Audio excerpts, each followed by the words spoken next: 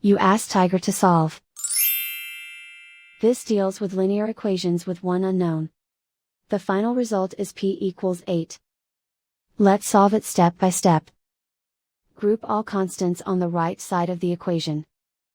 Add 6 to both sides. Simplify the arithmetic.